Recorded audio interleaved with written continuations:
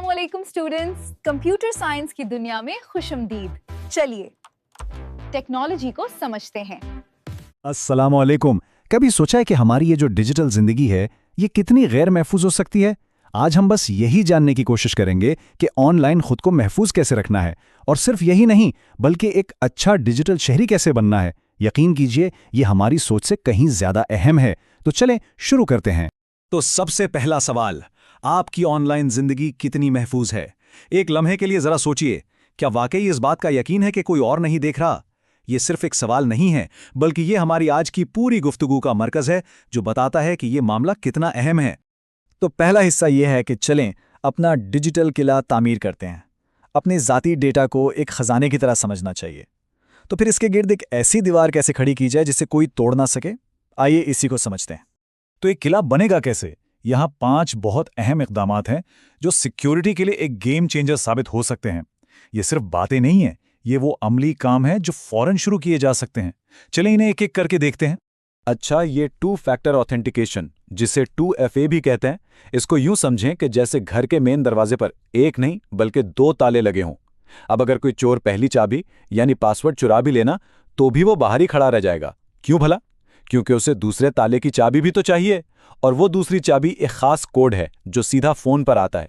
Security की ये जो एक्स्ट्रा लेयर है ना, ये बहुत ही ज्यादा पावरफुल है। पब्लिक वाईफाई इस्तेमाल करना आसान तो बहुत लगता है, लेकिन ये हैकर्स के लिए खेल के मैदान जैसा है। सोचें कि किसी कैफे में है, जिस नेटवर्क पर आप हैं वहां मौजूद हर शख्स इसे इस्तेमाल कर रहा है। इसका मतलब ये हुआ कि कोई भी बदनीयत शख्स आपकी डिजिटल गुफ्तगू को आसानी से सुन सकता है। तो असूल सीधा सा है, पब्लिक वाईफाई पर कभी भी ऑनलाइन बैंकिंग या कोई भी सेंसिटिव काम ना करें। उसे घर के महफूज प्राइवेट नेटवर्क के लिए बचाकर रखें।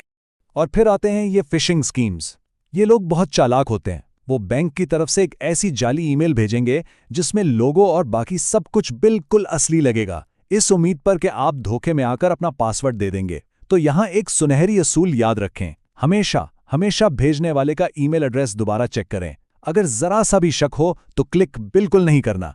ठीक है, तो हमने अपना किला तो मजबूत कर लिया, लेकिन सिक्योरिटी सिर्फ दिफा का नाम नहीं है।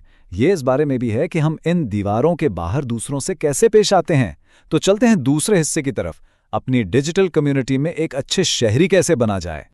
ये एक बहुत बड़े अखलाकी मसले की तरफ इशारा है, बाखबर रजामंदी। उसूलन तो कंपनियों को हमें साफ साफ बताना चाहिए कि वो हमारे डेटा के साथ क्या कर रही हैं, लेकिन ईमानदारी से बताएं, हम में से कौन है जो वाकई वो लंबी चौड़ी शराइत व ज़वाबित पढ़ता है? यही तो डिजिटल दुनिया का सबसे बड़ा मसला है। क्या हम वाकई रजामंदी दे रहे हैं अगर हम पूरी तरह समझ ही नहीं रहे कि हम किस बात पर राजी हो रहे हैं? तो हम जिम्मेदारी से कैसे पेश आ सकते हैं? 3 अहम बातें हैं। पहली, सोशल मीडिया पर यह समझना होगा कि जो कुछ भी पोस्ट किया जाता है वो पब्लिक है। अपना घर का पता कभी जाहिर न करें। दूसरी, ईमेल में नामालूम लोगों की तरफ से आई अटैचमेंट्स को एक टाइम बम समझें। और तीसरी, क्लाउड स्टोरेज के लिए पासवर्ड डिजिटल खजाने की चाबी है, इसे मजबूत और मुनफरिद बनाएं।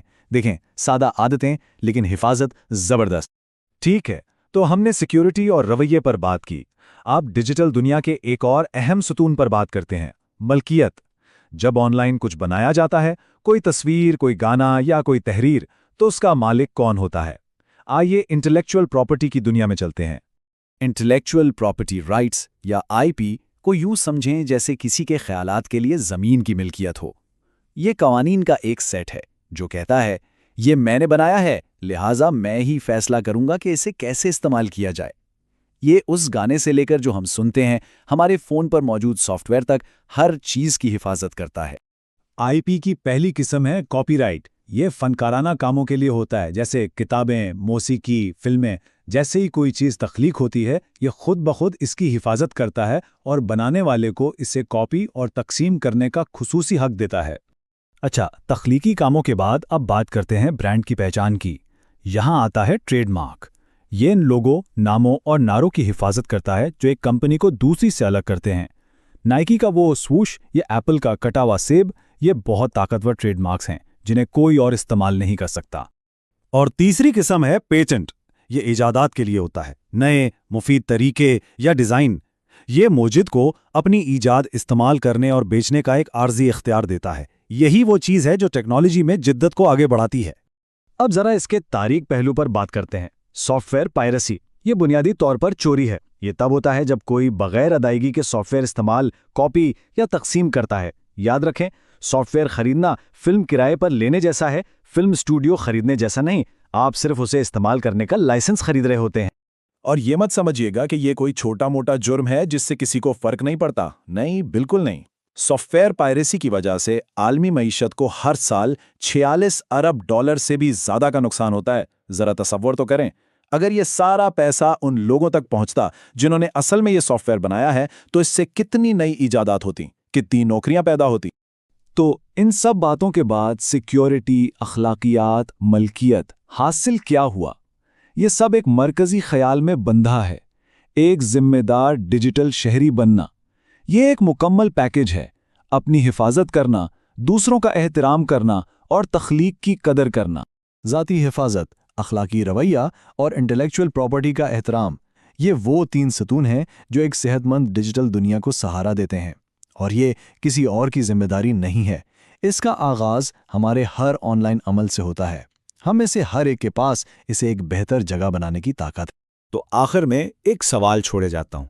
एक ऐसी दुनिया में जहां हम पलक झपकते ही कुछ भी शेयर कर सकते हैं, हम लकीर कहां खींचें?